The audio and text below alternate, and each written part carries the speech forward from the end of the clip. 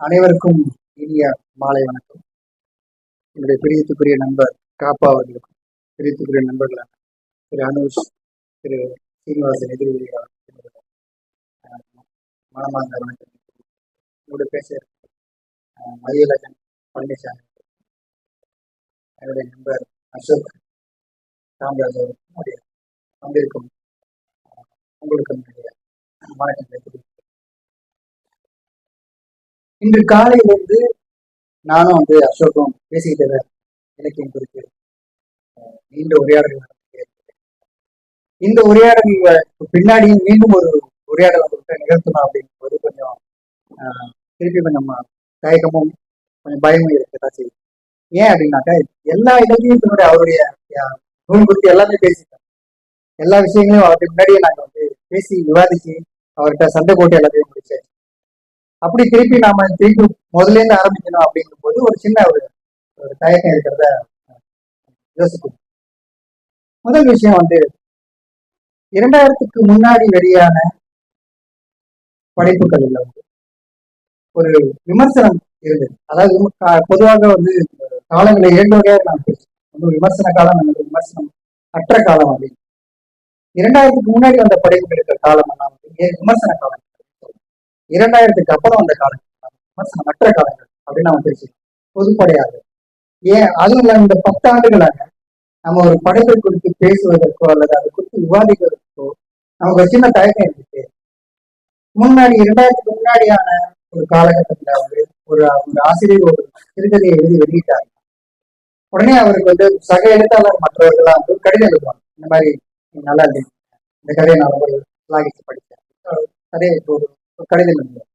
அதோடு இல்லாம அந்த பத்திரிகைக்கும் அவர் சில விமர்சனம் பற்றி சில விஷயங்கள் எழுதுவார். அதாவது திருப்பி பிரசுரிப்பாங்க. திருப்பி இன்னொரு அடுத்த மாதம் அது வரும். அதுக்கப்புறமா அது ஆசிரியர் திருப்பி அதுக்கு எதிர்வினை திருப்பி அது இன்னொரு எதிர்வினை. இப்படி தொடர்ந்து போயிட்டே இருக்கும். ஒரு சாதாரணமாக ஒரு சிறுகதையோ அல்லது ஒரு சின்ன படைப்போ வெளியாகும் போது அதுக்கு ஒரு எதிர்வினை தொடர்ச்சியாக இருந்துகிட்டே இருக்கிறத நம்ம பார்க்கணும். ஆனா இன்னைக்கு ஒரு 10 ஆண்டு காலகட்டத்துல நம்ம ஒரு சிறுகதையை இணைய இதழ்ல வெளியிட முடியும். அதுக்கான எதிர்வினை அப்படின்றது வெறும் வசைப்பாடல்களால் மட்டும்தான். ஒருத்தர் இந்த கதை நல்லா இல்லை, இது இந்த இதை பத்தி எதுவுமே சொல்லவே இல்லை, இந்த விஷயத்தை பத்தி சொல்லாம இந்த கதையை பேசப்படுது அப்படின்னு அவர் கீழே அந்த குறிப்புகளை எழுதிட்டார். முடிச்ச உடனேயே அது அந்த கீழே இருக்கிற எதிர்வினைகளை கீழே படிச்ச உடனே அது மேல நிறைய பேர் படிக்கவே மாட்டாங்க. அப்படியே போயிட்டே இருக்காங்க. யாராவது ஒருத்தர் இந்த கதை நல்லா இருக்கு அப்படின்னு வேற எங்கேயாவது சொல்லும் பொழுதுதான் அதை திருப்பி வாசிக்கணும், திருப்பி பேசப்படும். அது வரைக்கும் அந்த அந்த அந்த படைப்பு அங்கேயேதான் இருக்கு. அதாவது விமர்சனம் இருந்த காலகட்டத்துல இருந்த ஒரு ஆரோக்கியமான சூழல் கூட இப்ப இருக்கிற இணைய இதழ் வந்ததுக்கு அப்புறமா இருக்கக்கூடிய விமர்சனமானது வெறும் மதிப்பீடுகளோட மட்டும்தான்.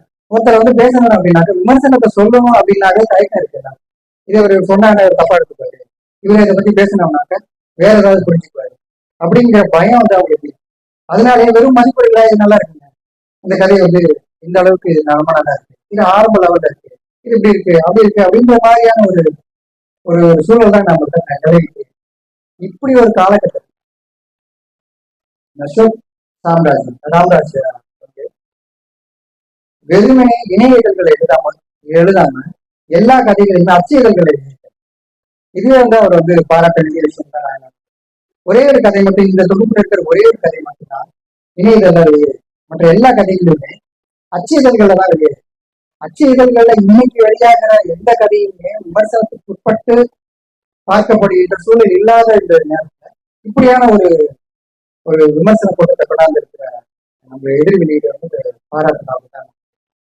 இந்த இந்த இந்த நூலையும் நான் இப்பதான் கேள்வி ஏற்பட்டேன். இந்த சூழல்ல இப்படி ஒரு மலை அப்படின்ற ஒரு சிறுகதை தொகுப்பையே இப்பதான் நான் பாக்குறேன். அப்படிங்கும் பொழுது மற்றவர்களுக்கு அதை சொல்ல தேவையே மற்ற எழுத்தாளர்களோ அல்லது மற்ற வாசகர்களுக்கோ இது பெரிய ஒரு ஆச்சரியமா தான் இருக்கு. அப்புறம்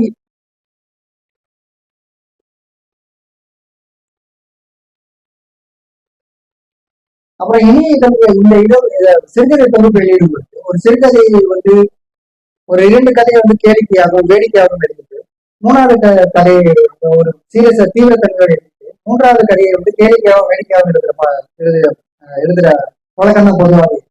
எல்லா கதைகளுமே வந்து ஒரே மாதிரியான தீவிரத்தன்மையோடு எழுதக்கூடிய கதைகள் எப்பவுமே தொகுப்பாக நம்ம போடவே மாட்டோம். ஆனா வந்து அதுலயும் வந்து அசோக் ராமராஜ் வந்து புதுமை செய்திருக்காரு. எல்லா கதைகளுமே தீவிரத்தன்மை கொண்ட மிக நேரடியான வரலாற்று பின்புலம் கொண்ட கதைகளாகவே இருக்கு. அது இல்லாம கோரிக்கை வந்து இந்த நூலை வந்து சமைச்சு, அதனாலேயே இந்த கதைகளை வந்து நான் வந்து ஒரு ஒரு முக்கியமான இடத்துல வச்சு பார்க்கணும் அப்படின்னு தான் நான் நினைக்கிறேன்.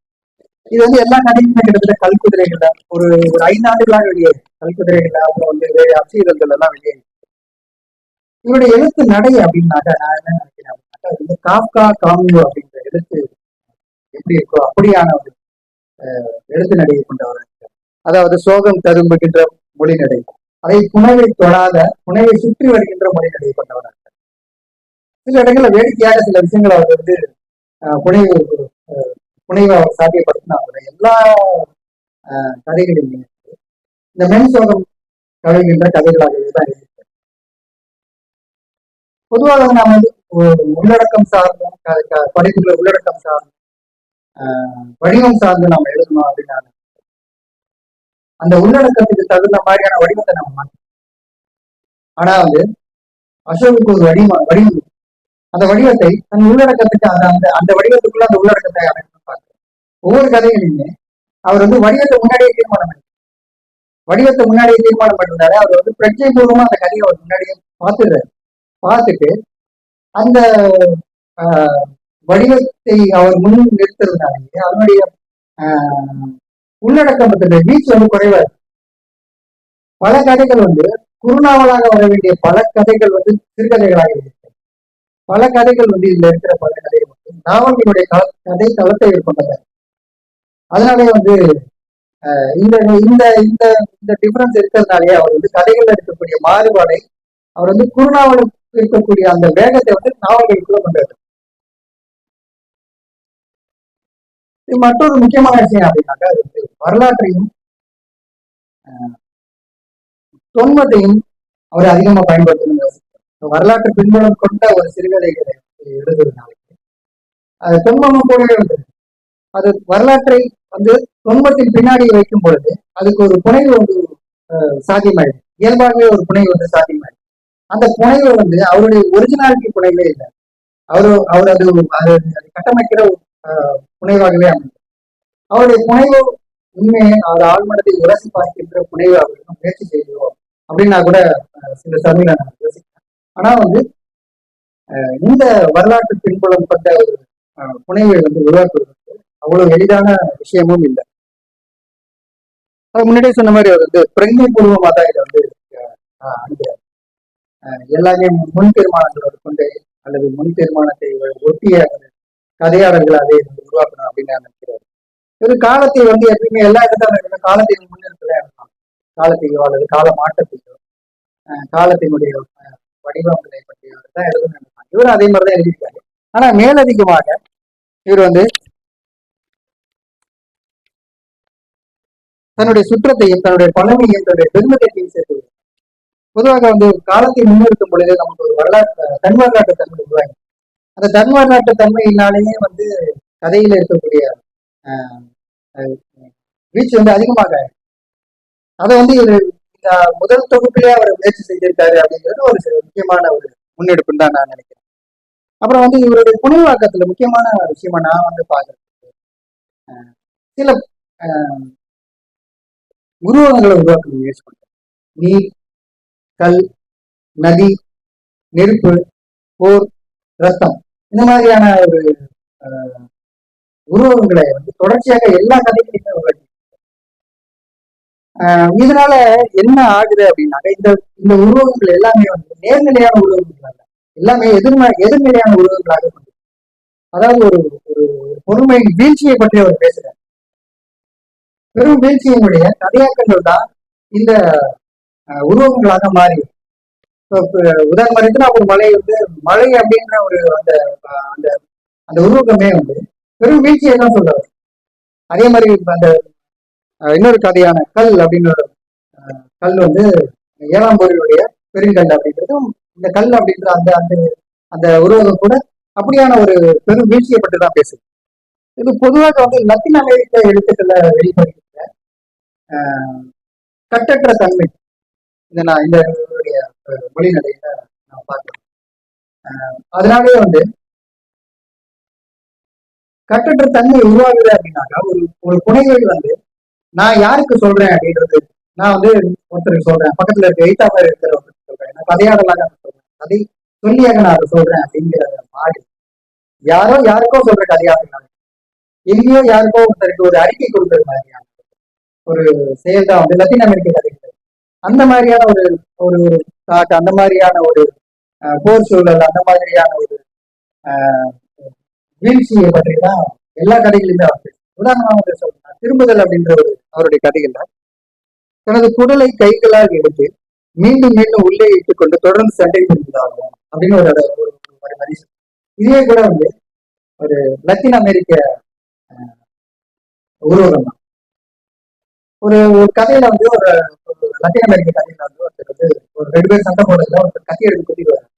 அவர் கீழே விழுந்திருக்கும் போது அவருடைய குரல் சரிந்து வெளியில வந்து அதுல வந்து மண் ஓட்டி, அந்த நண்பர் ஒருத்தர் வந்து அந்த மண் அவர் இறந்துருப்பாரு, அந்த மண் ஓட்டுனா அவருடைய குரல்களை தட்டி சுத்தம் செய்வார். இப்படி ஒரு சித்திரம் வந்து அந்த லத்தீன் அமெரிக்க இருக்கிறதே நான் பற்றி. அதுவும் இல்லாம மார்க்வேஸோட கதையான நூற்றாண்டு தண்ணி கதையில கூட ஒருத்தர் வந்து ரோட்ல சண்டை போட்டுட்டு இருப்பார். சண்டை போடும்போது அவர் வந்து சுட்டு கொல்லப்பட்ட உடனே அவருடைய ரத்தம் வந்து வெளியான ரோட்ல வந்து அந்த ரத்தம் ஓடி எல்லா தெருக்களையுமே தாண்டி அவருடைய வீட்டுக்கு போய் அது படி ஏறி ஒவ்வொரு படியாக ஏறி போய் அடிப்படையில் இருக்கிற அவருடைய தாயுடைய காலடியில் பட்டதான் அந்த அந்த அந்த புனைவுல இருக்கும். அது மாதிரியான மிக போர் எப்படி இருக்கோ, அந்த போர் சூழல் எப்படி இருக்கோ அது மாதிரியான கதைகளாகவே தேர்ந்தெடுக்க வேண்டும். இது எல்லா கதைகளுமே வந்து இந்த கூலி, அப்புறம் வந்து ஏழாம் போக்கால் இந்த மாதிரியான ஒரு சித்திரத்தை வந்து மீண்டும் மீண்டும் உருவாக்குவாங்க அப்படின்னு கேட்கிறேன். இந்த மாதிரிலாம் எழுதக்கூடாதா அப்படின்னாக்க நிச்சயமா எழுதலாம். இது ஏன் அப்படின்னாக்கா இது ஒருத்தருடைய மன ஒருமையை பொறுத்து, அவர் எப்படியான மன ஒருமையோட மன இலாக்கியத்தோடு இருக்காரோ அப்படிங்கிறத பொறுத்துதான் அவருடைய வெளிப்பாடுகள் இருக்கும்.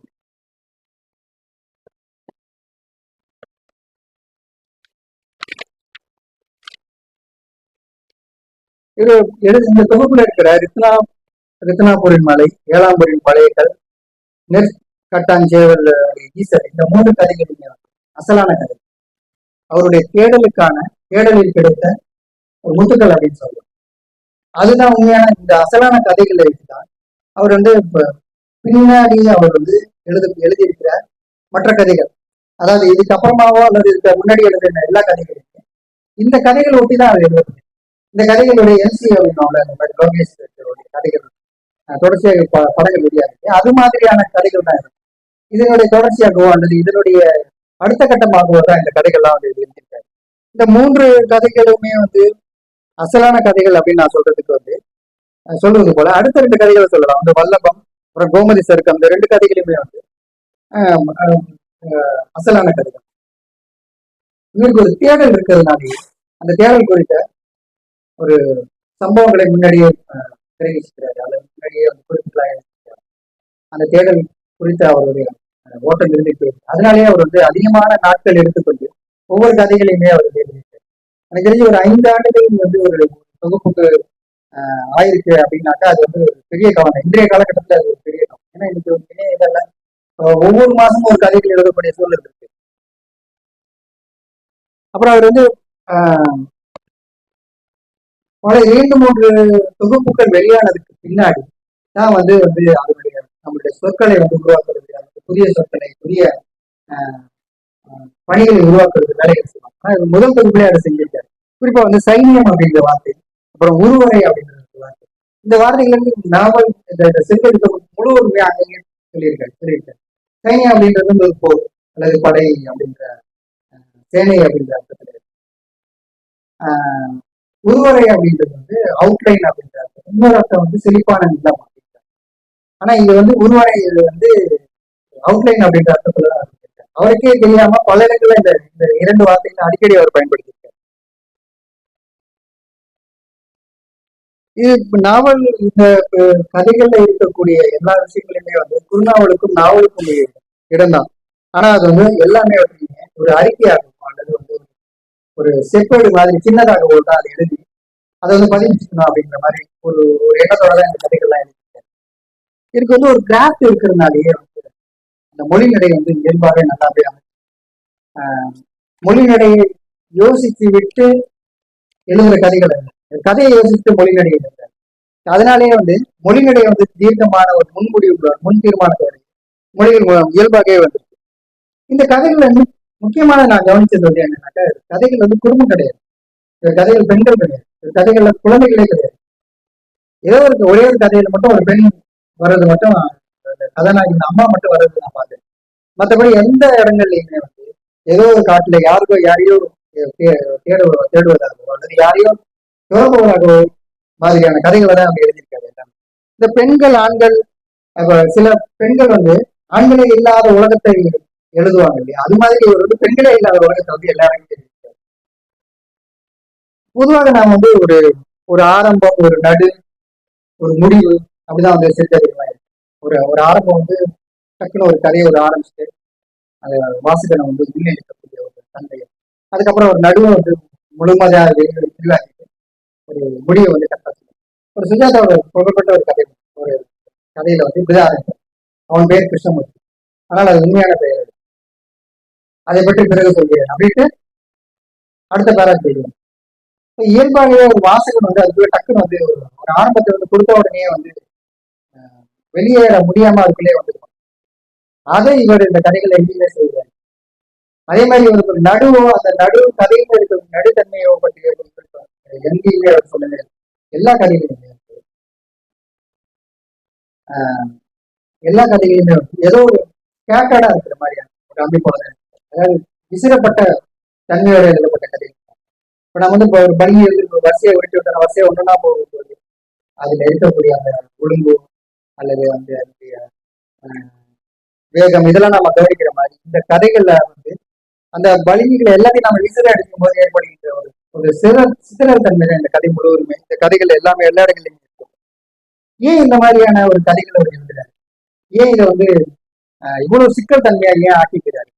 ஒரு எளிமையான ஒரு கதையாக சுஜாதா மாதிரியா அல்லது வந்து அசால்மித்திரன் மாதிரி, ஏன் இப்ப இருக்கிற சுரேஷ்குமார் இந்திரஜித் மாதிரியோ கதைகள் அவர் ஏன் எழுதுறாரு? இன்றைய காலகட்டத்தில் இளைஞர்களுக்கு எல்லாருக்கும் ஒரு ஒரு சிக்கல் தன்மை, வாழ்க்கை முழுவதும் சிக்கல் தன்மை.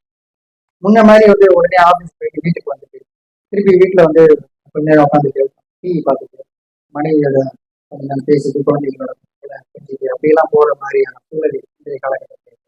இன்னைக்கு இருக்கிற இளம் தலைமுறை எல்லா இருந்தாலும் அல்லது எல்லா இளம் தலைமுறையான மனிதர்கள் எல்லாம் ஐடி அல்லது வேற ஏதோ ஒரு சூழல்ல வேலை காலையில இருந்து நைட் வரைக்கும் அவங்களுக்கு வேலை, அந்த டார்கெட்டை முடிக்க வேண்டிய கட்டாயம். இது வந்து நீங்க எவ்வளவு இத்தனை நாளுக்குள்ள இந்த வேலைகள்லாம் இத்தனை நாட்கள்ல வந்து இதெல்லாம் வந்து முடிச்சுட்டு தான் வந்து நீங்க வேலைக்கு போகணும். முடிச்ச அடுத்த நிமிஷமே திருப்பி ஒரு புதிய டார்கெட் உருவாக்கணும். இதனாலேயே வந்து அங்கேயே நீங்க சாப்பிட்டுட்டு அங்கேயே முட்டு உறங்கி அங்கேயே எல்லா வேலையும் பார்த்துட்டு அங்கேயே இருக்கக்கூடிய பல ஐடி தொழில இருக்கக்கூடிய மனிதர்கள் இந்த சிக்கல் தன்மையான வாழ்க்கையை எப்படி பொருள்படும் அப்படிங்கும் பொழுது கதைகளும் அப்படியேதான். குடும்பங்கள் இல்லை, குடும்பம் வந்து ஒரு பெரும் குடும்ப சூழல் வந்து இல்லை, அதாவது கூட்டு குடும்பமாக இல்லை இன்றைய காலகட்டத்தில். எல்லாருமே தனித்தனியாக தான் இருக்கு. கணவன் ஒரு இடத்துலையோ மனைவி ஒரு இடத்துலையோ அல்லது வந்து குழந்தைகள் ஒரு இடத்துல படிக்கிற மாதிரி சூழல் தான். சென்னை மாதிரியான சென்னை பெங்களூர் மாதிரியான பெருநகரங்களில் இது சொல்லவே தேவையில்லை. எல்லா இடங்கள்லையுமே இது இருந்துட்டு இப்படியான ஒரு காலகட்டத்தில் இப்போ சினிமா கூட அப்படிதான் இருக்கு. சினிமாவில் வந்து முன்னாடி இருந்த ஒரு ஒரு பாடல்கள்ல இருக்கக்கூடிய மெலோடியோ அல்லது ஒரு ரசிப்பு தன்மை கிடையாது. எல்லா சினிமாவுமே அவசர கதியில இங்க தொடங்கி இங்க முடிஞ்சிடும். நீங்க ஒரு மைக்கு பிடிச்சி வெளில வர்ற ஆட்களை நீங்க கேட்டீங்கன்னா எல்லாரும் படம் வந்து ஓடவே இல்லைங்க அப்படிதான் சொல்லுவாங்க. படம் வந்து அப்படியே நீங்க கூட சவச்சவன்னு இருக்குங்க, நல்லாவே இல்லை அப்படின்னு தான் சொல்லுவாங்க. எல்லாருமே இன்றைய காலகட்டத்துல மிக வேகமாக ஓடக்கூடிய மிக தீர்க்கமான, அதாவது தீர்க்கம் சொல்ல முடியாது, அவசர கதியா எல்லாத்தையும் முடிச்சுட்டு வேகமா அந்த அந்த அந்த உடைமை முடிச்சிடணும் அப்படிங்கிற ஒரு சூழ்நிலை இன்றைய இந்த மாதிரியான காலகட்டத்தில் ஒரு சிறுகதை உருவாக்குறது, ஒரு நாவல் ஸ்கேட்டர்டா தான் இருக்கு. எல்லாருக்குமே வந்து மிக எளிமையாக ஒரு ஒரு சிறுகதையை ஒரு ஒரு குறுநாவலை கொடுத்தாங்க. இது என் வாழ்க்கையில் இல்லையே அப்படிங்கிற எண்ணம் தான் வந்து உருவாகும். இதனாலேயே தான் வந்து இப்படியான ஒரு தீவிரத்தன்மை கொண்ட பல சிறுகதை தொகுப்புகள் வெளியாகிட்டு இந்த சூழ்நிலை தான் வந்து அசோகோட இந்த சிறுகதை தொகுப்பு வச்சு நான் பார்க்கணும். அந்த வகையில பார்க்கும்போது இந்த தீவிரத்தன்மை கொண்ட ஒரு சிறுகதை தொகுப்பு வந்து அடுத்த அவருடைய தொகுப்புகள் வெளிப்படுமா அப்படின்றது சொல்ல முடியாது சந்தேகம். ஏன்னா அவருடைய அனுபவங்கள், அவருடைய தேடல்கள், அவருடைய பார்வைகள்லாம் மாறாது. அப்போ வேற வகையான சிறுகதை தொகுப்புகள் இருக்கலாம். அப்போ வந்து ஒரு நாவல் வேற. ஆனா வந்து இதனுடைய தாக்கம் வந்து இருந்துகிட்டே தான். இதே வந்து ஒரே வகையான ஒரே மாதிரியான எல்லா சிறுகதைகளுமே வந்து ஒரு ஒரு பயத்தை உண்டாக்கக்கூடிய ஒரு தேடல்களை கொண்டக்கூடிய ஒரு அறிக்கையை போல வெளியிடக்கூடிய எல்லா கதைகளுமே இப்படிதான் வெளியாகும் அப்படின்னு நான் நினைக்கிறேன். பொதுவாக வந்து நாவல்கள் வந்து இரண்டு வகைகளாக, அதாவது படைப்புகள் வந்து இரண்டு வகைகளாக தெரியாது. ஒண்ணு வந்து ஒரு சிறுகதை வந்து கவிதை நோக்கி போகாது, இன்னொரு இன்னொரு பக்கம் வந்து சிறுகதை நாவல்களை நோக்கி போகாது. கவிதைகள் நோக்கி போக ஆரம்பிக்கிற சிறுகதைகள், அதாவது இந்த நோக்கி போகுது அப்படின்னாக்கா இது வந்து ஒரு போதாமை எல்லாத்தையும் இல்ல, எனக்கு வந்து இந்த சிறுகதை எனக்கு வந்து பத்தல, வேற மாதிரியான சிறுகதையா இன்னும் கொஞ்சம் விரிவாக, இன்னும் கொஞ்சம் புதிய விஷயங்கள் அதுல இருக்கணும், என்னங்க பழைய விஷயத்தையே சொன்ன மாதிரி இது அகலத்தில் இந்த கதை எழுதிட்டாரு அப்படின்ற மாதிரியான எண்ணத்தை உருவாக்க கூடாது அப்படின்னாக்க வந்து அது இயல்பாகவே அது வந்து கவிதை நோக்கி போகாது ஒண்ணு. இன்னொன்னு வந்து நாவல்கள் நோக்கி அந்த சிறுகதை தள்ளிட்டு போகும். கவிதை நோக்கி போற சிறுகதைகள் வந்து ரொம்ப ப்ரிசைஸ் ஆகும், ரொம்ப சிறிதாகும், பிரீஃபாகும். ஒரு குறுங்கதைகள் அப்படின்னு இப்போ உருவாகி நீங்க பாத்தீங்கன்னா குறுங்கதைகள் அப்படின்னு ஒரு தொகுப்பை வெளியிடுறாங்க. நிறைய ஆசிரியர்கள் அதை வந்து குறுங்கதைகள் எழுதியிருக்காங்க, குறுங்கதைகள் வந்து வெளியிட்டிருக்காங்க.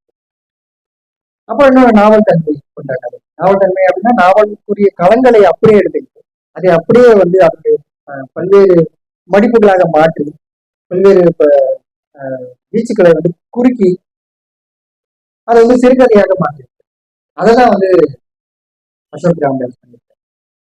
அதே மாதிரி இது ஒரு மாதிரியான மற்ற எழுத்தாளர்களுக்கு இவரே இதே மாதிரியான ஒரு ஒரு தோரணையோட தான் எழுத ஆரம்பிச்சிருக்காங்க அப்படிங்கிறது என்னுடைய இவருடைய தொகுப்பு முன்வைத்து நான் சொல்ல வேண்டியது. அதோட இவருக்கு வந்து என்னுடைய மனமார்ந்த வாழ்த்துக்களை தொடர்ந்து எழுதணும், தொடர்ந்து இவருடைய பணிகள் சிறப்பாக எதிர்வெளியிட்டு நன்றி தெரிவிக்கிறேன். இது போதும் நினைக்கிறேன். தேவைன்னா மீண்டும் பேசுவாங்க. நன்றி.